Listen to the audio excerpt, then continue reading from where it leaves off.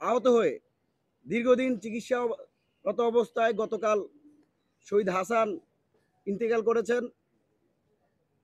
তার আত্মার মাগফিরাত কামনা করছি। একই সাথে শহীদ হাসানের পরিবারের প্রতি আমরা সমবেদনা জ্ঞাপন করছি। এই যে আজকে আমাদের নেতৃবৃন্দ কথাগুলো বলেছেন, দেখুন অভ্যুত্থান পরবর্তী সময়ে সবাই সবকিছু পেয়েছে, ছাত্ররা আসলে কি পেয়েছে? আমরা দেখতে পেয়েছি আজকে যে ঢাকা বিশ্ববিদ্যালয়ের বিসি, তিনি বিসি হতে পেরেছেন। যারা প্রক্টর ছিলেন না তারা প্রক্টর হয়েছেন। যারা আমলা সচিব হতে পারে নাই তারা সচিব হয়েছেন। যারা বিশ্ববিদ্যালয় কলেজের শিক্ষকরা বৈষম্যের শিকার হয়েছেন তারা পদোন্নতি পেয়েছেন। যারা আজকে উপদেষ্টা হয়েছেন তারা কোথায় ছিল সেই সময়? সবাই সুযোগ সুবিধা পেয়েছে।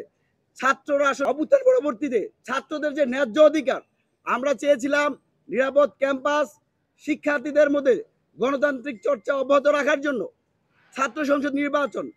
অত্যন্ত দুঃখের বিষয়, লজ্জার বিষয় যে আজকে আমরা আপনাদেরকে বলতে বাধ্য হচ্ছি, ঢাকা বিশ্ববিদ্যালয় কেন্দ্রীয় ছাত্র সংসদ নির্বাচনের দাবিতে গত ৭৫ ঘন্টা যাবৎ আমরণ অনশন করছেন বিনিয়ামিন মোল্লা সহ ঢাকা বিশ্ববিদ্যালয়ের ৩ জন শিক্ষার্থী। এটা কি আমাদের জন্য লজ্জার না? এটা আমাদের জন্য অবশ্যই লজ্জার বিষয়। আমরা ঢাকা বিশ্ববিদ্যালয় সহ ডাকসু, জাকসু, রোকসু সহ প্রত্যেকটা বিশ্ববিদ্যালয় ক্যাম্পাসে অনতিবিলম্বে ছাত্র সংসদ নির্বাচনের দাবি জানাই।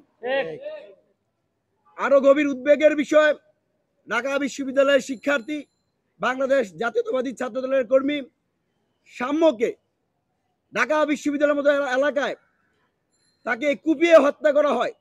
সেই যে রহস্য, সেই রহস্য থেকে আমরা পুরো বাংলাদেশকে এখনো অন্ধকারে নিমজ্জিত করা হয়েছে। আমরা মনে করি এই ঘটনার প্রেক্ষাপটে বিশ্ববিদ্যালয়ের প্রত্যেকটা শিক্ষার্থী নিরাপত্তাহীনতা ভোগ করছে, একই সাথে পুরো বাংলাদেশ আজকে নিরাপত্তাহীনতা ভোগ করছে। আমরা বিশ্ববিদ্যালয়ের প্রশাসন সহ শাহবাগ থানা থেকে শুরু করে সংশ্লিষ্ট কর্মকর্তাদেরকে অনুরোধ জানাবো, আপনারা ৯/৬ না করে সাম্য হত্যার সাথে যারা জড়িত, যারা মূল